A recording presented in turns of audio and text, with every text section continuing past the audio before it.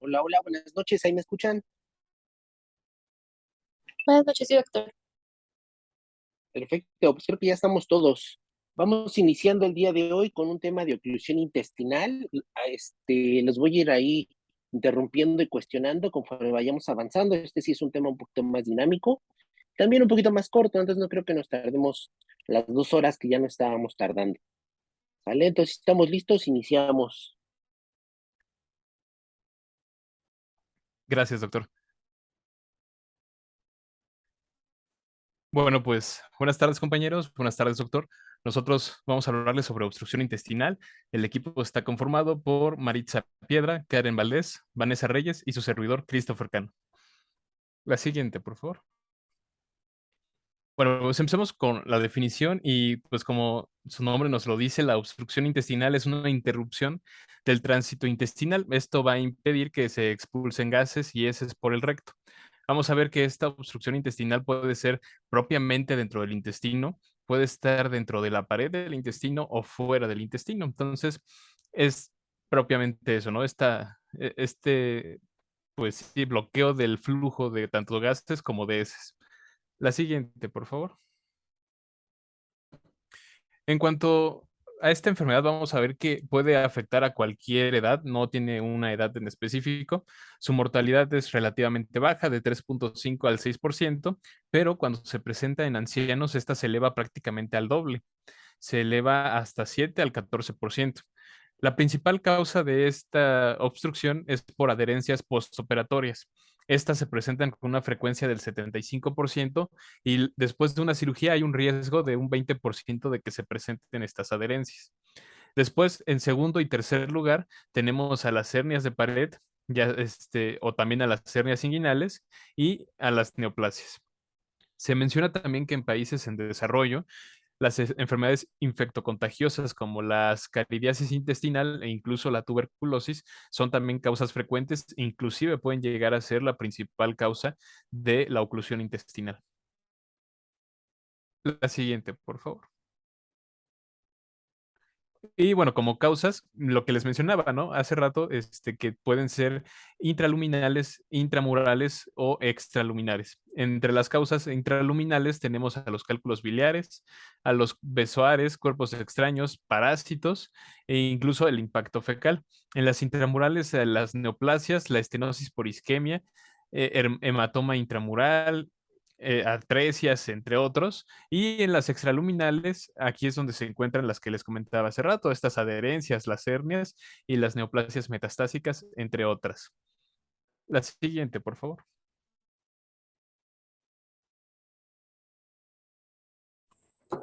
Hola, ¿ya me escucha? Sí, amigo. Bueno, respecto a la fisiopatología, pues es muy importante tener en cuenta, sobre todo porque cuando ya la conocemos, pues es más fácil como darle un diagnóstico y un tratamiento a nuestro paciente, ¿no? Básicamente en esta fisiopatología lo que más podemos encontrar sobre todo pues es dilataciones proximales a lo que es la oclusión, como podemos ver en el esquema, sea cual sea la causa, va a haber dilatación.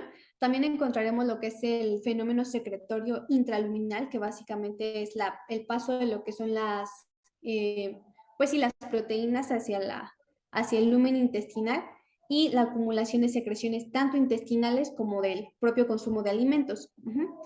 Y bueno, para esto es muy importante también tener en cuenta la parte de los gases. Ajá, hablamos de que entre un 100 a 300 mililitros aproximadamente pues son gases, ¿no? ¿Y de qué van a estar compuestos? Sobre todo de lo que es nitrógeno, oxígeno, CO2, metano y pues los sulfuros.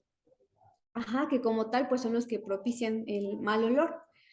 Pero ¿cuáles van a ser sus principales fuentes? Pues bueno, sobre todo va a ser la interacción química de lo que es el ácido clorhídrico con los carbonatos, que básicamente es por secreción biliar y pancreática. Por otro lado, tenemos la fermentación bacteriana, que sobre todo es cuando existe la interacción con sustancias como la celulosa o los azúcares, la difusión de gases, que básicamente es que vienen de sangre hacia intestino, y pues la aerofagia.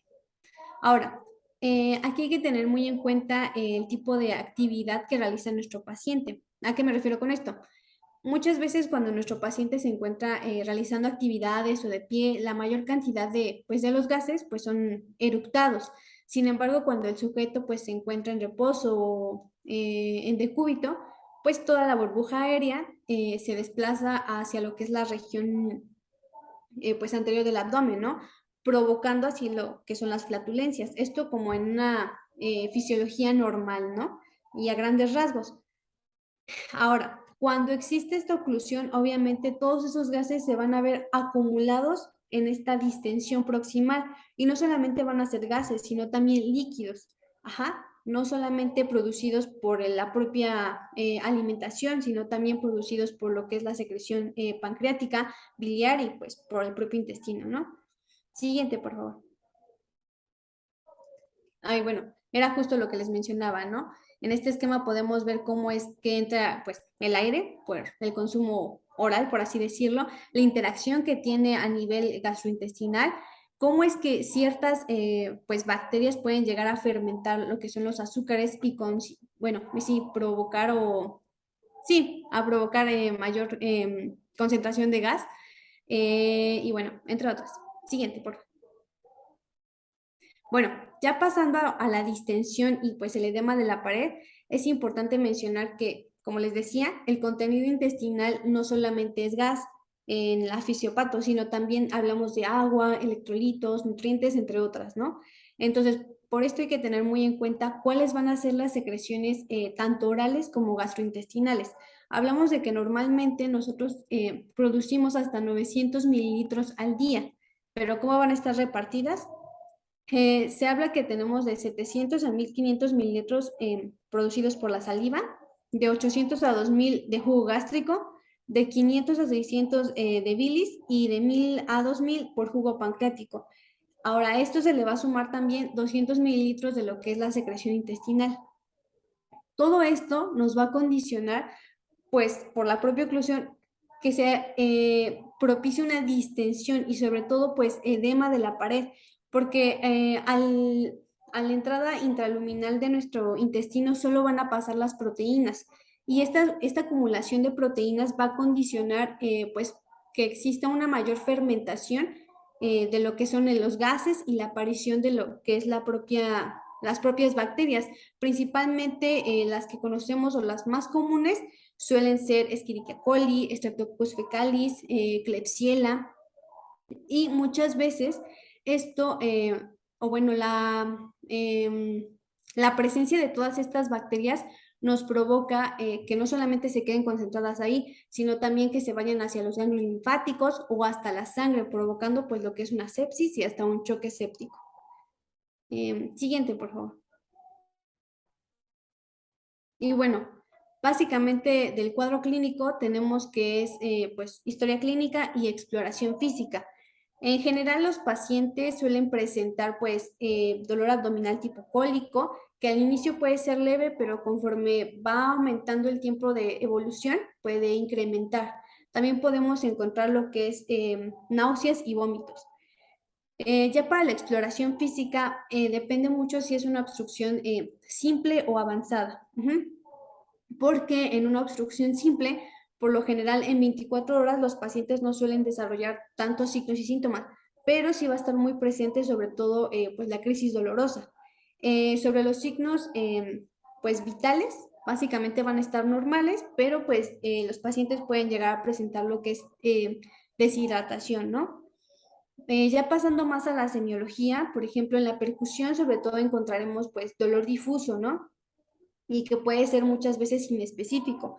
A la palpación, sobre todo, podemos encontrar lo que es una pues, distensión abdominal y a la auscultación mencionaba que en el peristaltismo podemos encontrar lo que es bueno, lo refería como un timbre metálico, que es como, pues sí, una tonalidad alta y de hecho está muy asociada, o bueno, coinciden sobre todo con las crisis dolorosas. Ya para el tacto rectal, pues puede ser variado, ¿no? Podemos encontrar desde moco, eh, sangre, que básicamente esto ya nos habla de complicaciones vasculares, ¿no? Y hasta tumoraciones intrarrectales. Ya en una obstrucción avanzada, sobre todo podemos encontrar ya un paciente pues con un mal estado general y pues alteraciones pues en sus signos vitales, ¿no? Y hasta una hipovolemia o deshidratación. Y bueno, aquí les coloqué un cuadrito, dependiendo del tipo de localización, ya sea intestino delgado, bajo o grueso, pues podemos encontrar diferentes características. Por ejemplo, eh, pues la calidad del dolor, la aparición del dolor. Esto es muy importante, sobre todo porque dependiendo del tipo de región, nos habla cómo es que se encuentra asociado con la alimentación. Los sonidos también, la evidencia del bloqueo, ya sea por vómito o por distensión, la distensión como tal y la evidencia de mala absorción o las pérdidas, ya sea por vómito. ¿Le puedes dar a la siguiente, por favor? Por vómito o evacuaciones. Y bueno, aquí se los dejo para que lo chequen más a detalle. Siguiente, por favor.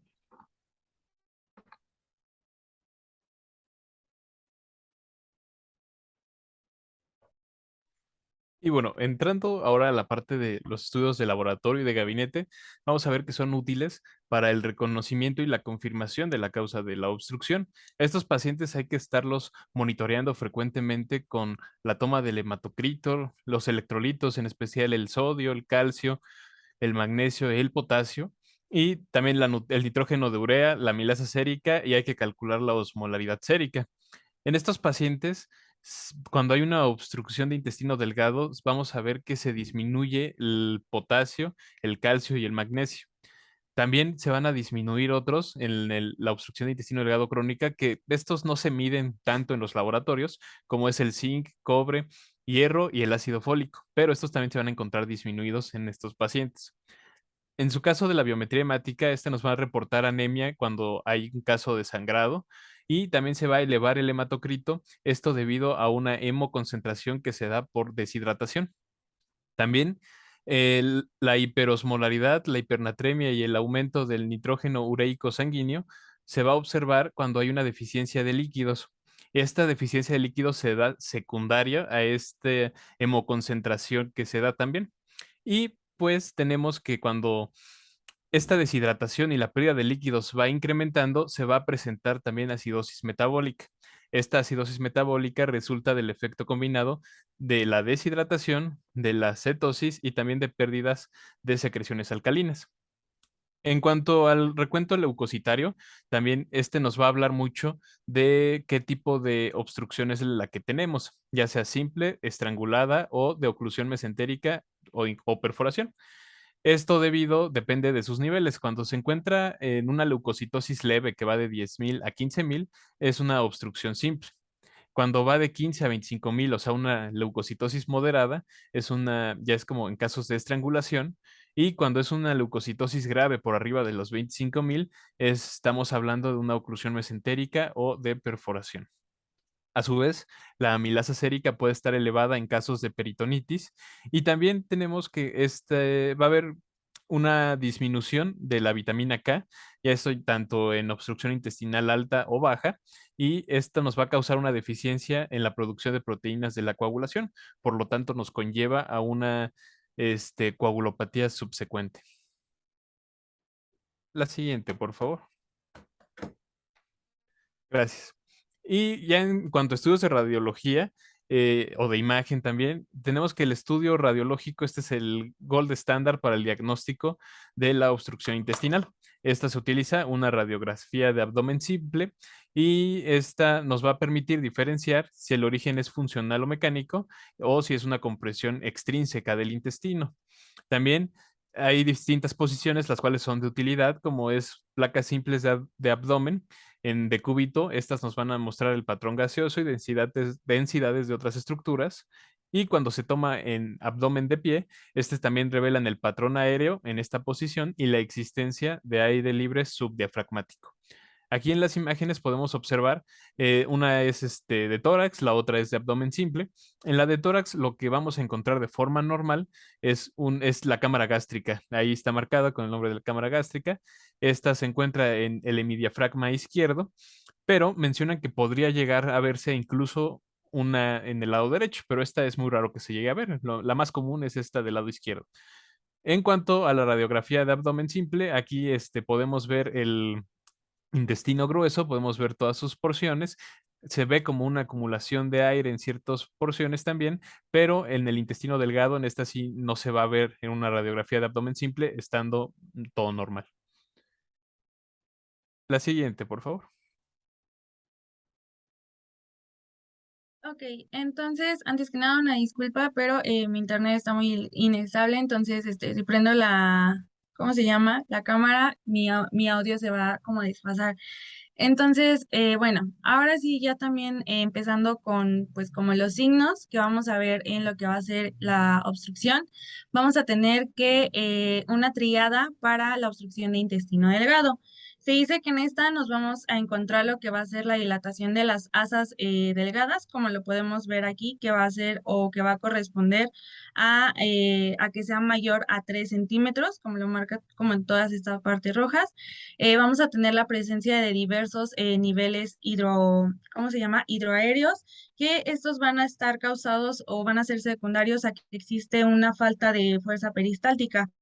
Y esto va a tener como consecuencia, pues como que el efecto de la gravedad, que va a causar que el líquido baje y entonces quede toda la parte del aire arriba y se vayan acumulando. Después vamos a tener que va a faltar o va a estar ausente aquí la falta de gas en lo que va a ser el ámpula rectal. Aquí debería de verse como esta zona. Y bueno, aquí, por ejemplo, está ausente. Entonces, esta es la triada en el caso de de la obstrucción intestinal. Después vamos a tener otros signos que van a ser iniciando el signo del vidrio despulido, que en este hace referencia sobre todo a que existe líquido intraperitoneal libre, y esto va también a incrementar pues más la distensión de lo que van a ser las asas. Después vamos a tener otros dos signos que van a ser el signo del neumoperitoneo, en donde para tomarla es necesario que el paciente esté tanto de pie o sentado para que el aire pueda llegar como pues a esta zona que se ve aquí. Perdón, tenía otra imagen abajo, pero se me olvidó poner la animación y entonces quedó tapada. Pero si ustedes revisan la presentación, pues la pueden ver. En esta también se menciona que en caso de que estos espacios subdiafragmáticos se encuentren ocupados, esto se da sobre todo en pacientes, se mencionaba, por ejemplo, los que tienen múltiples adherencias, lo que podemos hacer entonces es buscar el signo de Leo-Rigler, que va a estar dado entre lo que van a ser las asas intestinales, en donde lo que pasa es que se van a visualizar las dos superficies de la pared intestinal porque va a existir esta presencia de gas que va a estar en contacto con ellas. Entonces, vamos a tener gas tanto en el interior del asa como por fuera de esta, lo que también nos habla de que estos dos signos, perdón, nos van a hablar entonces de una perforación de víscera hueca, y es lo que se puede ver aquí como este bordecito en blanco, es a lo que se refiere este signo de Leo Rigler, o también conocido como signo de la doble pared. Después, para lo que va a ser la obstrucción, no sé si quiera. ¿Podemos regresar al anterior? Nada más, me deja una duda. Hacen mucho énfasis en el neumoperitoneo. Más bien, tu placa de en medio, tu imagen de en medio en las radiografías de tórax, ahí se Ajá. ve evidentemente algo que se llama aire subdiafragmático. Y eso sí tiene que ver con la perforación de víscera hueca. Hace rato también ya tu compañero lo había mencionado, lo de la perforación por el aire libre subdiafragmático. Este, lo que no entiendo es que tiene que ver con la con la oclusión intestinal, una perforación de víscera hueca. O sea, Esa es la decía que, pregunta. por ejemplo, o sea, aquí lo que teníamos que tener en cuenta es que más adelante veremos que también existe otro método de estudio que va a ser el colon por enema, por ejemplo, pero ese va a estar contraindicado en los casos o sospecha de perforación. Entonces, era más que nada como para tenerlo pues en cuenta, y lo mencionaba también así en el libro, que estos pues eran importantes a considerar. No, no tiene nada que ver. La perforación la vimos, por ejemplo, en el caso de las úlceras, cuando ya vimos el tema de complicaciones de úlceras gástricas o duodenales. Con algunos compañeros que ya rotaron, revisamos caso clínico también de una úlcera perforada por ahí, y esta es la imagen típica, efectivamente, de neumoperitoneo, de aire libre. Eso nos indica que hay una perforación, no sabemos dónde. Y en el caso que vimos, bueno, por ejemplo, un paciente con úlcera gástrica o duodenal perforada, podemos tener ese dato clínico radiológico que es muy típico. Está muy bonita la placa y esa es de aire libre subdiafragmático, pero no tiene nada que ver con oclusión intestinal, a eso me refería. O sea, un paciente como los que ya mencionamos, con una úlcera gástrica o duodenal perforada, va a tener esa placa, la que tenemos ahí. Ya vamos a ir viendo a lo largo de las siguientes clases qué otras patologías nos pueden dar perforación intestinal y nos van a dar esa placa de neumoperitoneo. Pero expresamente en la oclusión intestinal no tiene nada que ver. Por eso me daba la atención que lo mencionaran también tu compañero anterior. No tiene que ver con la oclusión intestinal. Una perforación, un aire libre subdiafragmático, no tiene que ver con la oclusión intestinal. La siguiente placa, la siguiente imagen, es una imagen de algo que se llama aire, digamos, en la pared del intestino. Ese dato de aire en la pared del intestino, en la pared intestinal, es una neumatosis intestinal, se llama. Pero ese no es un dato de perforación intestinal. Ese es un dato de que el intestino está muy paralizado, está edematizada la pared y el aire que se está produciendo ahí es por gas, por fermentación de bacterias. Ese es un dato de neumatosis intestinal, se llama. Ese sí es un dato de oclusión intestinal. Ese sí nos está hablando de que hay una patología en el intestino. Y obviamente se está dando porque no está funcionando el intestino. Pero ese tercero no es un dato de perforación. ¿Sale? De estos tres que tenemos, solo la placa en medio, el aire libre subdiafragmático, es un dato característico de perforación. Las otras dos sí son de oclusión, ¿sale? La primera y la tercera. ¿Sale? Continuamos. Ahorita al final les voy a hacer, yo creo que el repaso de todo. Continuamos. Ok, bueno, entonces lo quitamos de la presentación. Después vamos a tener a lo que es el signo del grano de café, en donde este se utiliza sobre todo en lo que va a ser para la obstrucción de colon. Aquí lo que se menciona es que el asa del colon se va a localizar en la porción superior del abdomen o hacia lo que va a ser la derecha, y este va a ser característica sobre todo de lo que va a ser el volvulo sigmoide. El diagnóstico de este se dice que se va a confirmar hasta después de la realización de un colon por enema de baja presión, y que este último, bueno, el colon por enema, pues también nos puede servir como parte del tratamiento, y es prácticamente pues esta como figurita que se ve aquí, que justamente lo que simula es este grano de café, y esta es otra imagen. De todos modos, ahorita les puse otra, igual otras imágenes, porque ya no supe cuál era más representativa. Y bueno, se mencionaba de que en el caso de que exista un vólvulo del ciego, que esto solamente puede ocurrir cuando exista un defecto de la fijación del ciego en lo que va a ser la pared derecha del abdomen, lo que vamos a encontrar va a ser un poco diferente, y es que entonces va a tener lo que va a ser la forma de riñón. Entonces es como lo que se puede diferenciar entre que sea del sigmoides o del ciego cecal.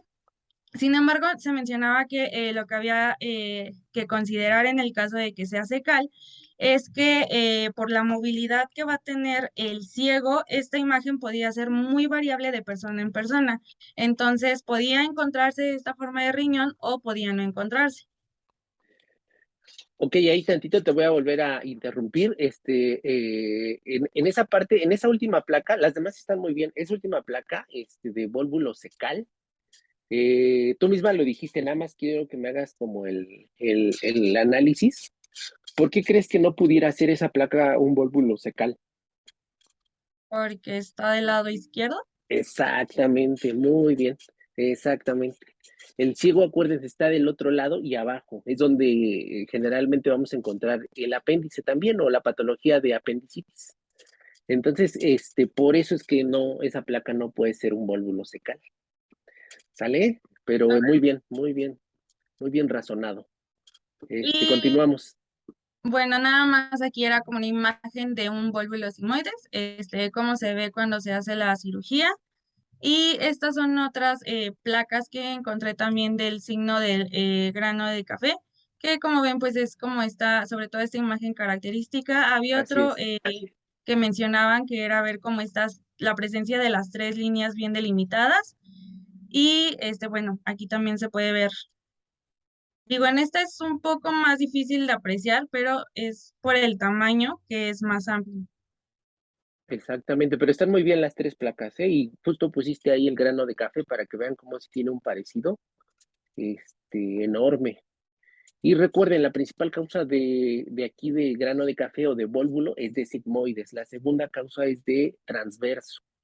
Y ya la tercera es de ciego, que es muy rara y rarísima. Y acuérdense, está del otro lado.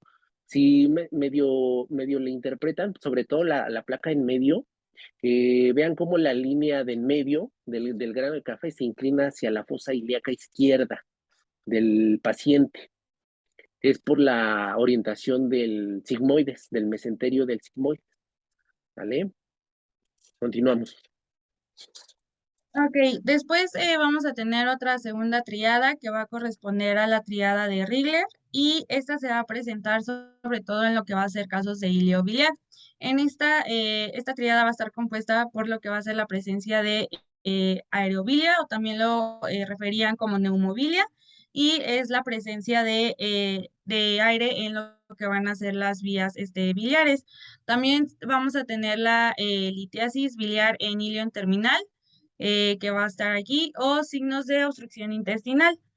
Se mencionaba que a veces podríamos, aquí están los signos de obstrucción intestinal, y se mencionaba que a veces podíamos tener la presencia de lo que van a ser los niveles hidroaéreos y sobre todo la ausencia de gas en colon. También es importante, bueno, para esta triada, mucho se hacía énfasis en que se realizara una TAC, entonces era como complemento porque a veces la radiografía solo mostraba dos signos o y así, entonces para tenerla como de manera completa, el complemento sería realizar una TAC, pero son estos tres componentes en esta triada. Perdóname otra vez, te voy a interrumpir. Esta patología sí es una causa de oclusión intestinal. ¿Y qué es un ilio biliar?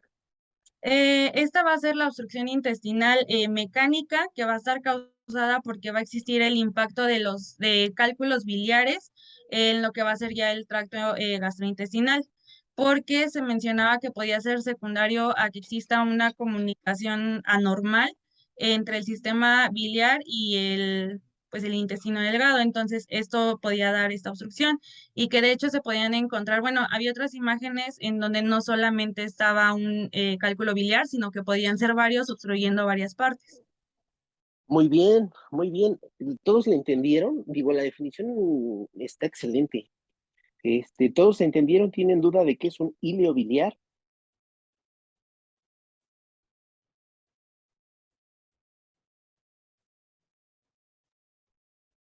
Sí, es cuando se acumulan los cálculos en el tracto gastrointestinal y es algo mecánico.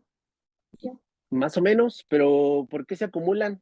Lo dijo bien su compañera. De que existe una comunicación entre ambos tractos, bueno, el biliar y el gastrointestinal, algo así, fue lo que entendí. Ajá, sí, sí, pero todos entienden, o sea, normalmente hay un conducto, ya lo vamos a ver en vesícula, hay un conducto por el que baja la bilis de la vesícula al intestino, esa es una comunicación, y muchas veces por ahí se salen las piedritas y se pueden atorar y es algo que se llama coledocolitiasis, ya lo vamos a ver, o sea, lo que quiero que entiendan es que ya existe esa comunicación de manera natural. ¿Por qué en el hilio biliar se menciona otra vez una comunicación?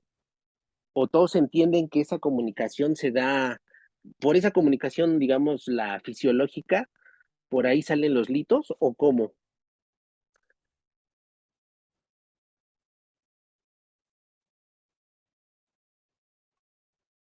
No, sino que más bien va a existir, o sea, va a estar anormal esta comunicación, ¿no? Así O es, sea, hay un defecto, así puede es. ser congénito. No, no es congénito, Ah, ok. no es congénito, es adquirido.